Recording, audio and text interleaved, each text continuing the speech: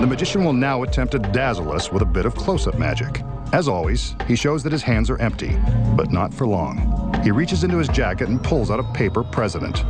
This one is Jackson. Looks like an authentic, unrigged $20 bill. He crumples the bill, not exactly a federal offense, and then places it in his outstretched palm. Some conjuring and, yes, it looks like the bill is starting to move.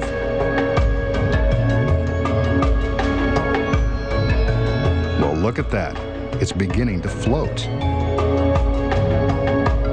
The magician is actually causing the bill to hover in mid-air between his hands.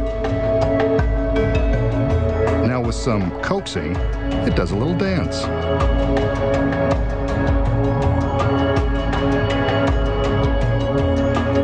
Then it floats straight up to his hand. He unfolds it, and there it is, wrinkled but unharmed. A genuine $20 bill. So how did the magician make the $20 bill float between his hands?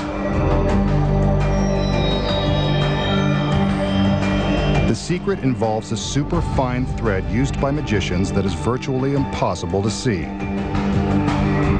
To show you exactly how he did it, the magician will now use a piece of white thread.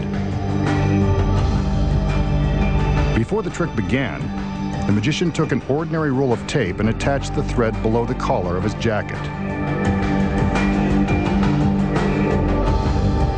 The thread runs up to the top of his head, and with more of that tape, is affixed to the back of the 20.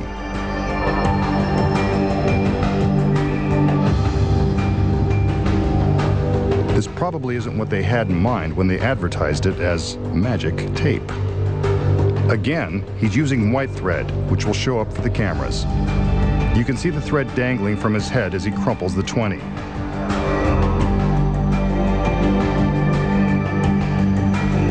While he makes his magical gestures, he secretly hooks the thread with his thumb.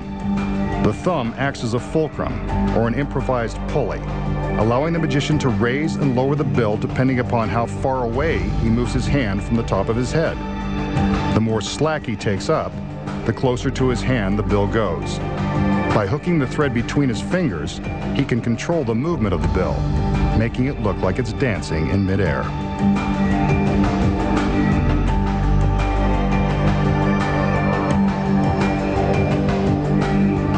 Here's how it looked with the very fine, invisible thread.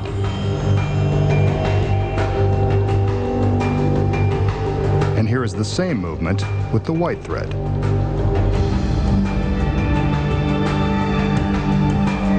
So that's how he makes the bill float. Sometimes it is done with wires.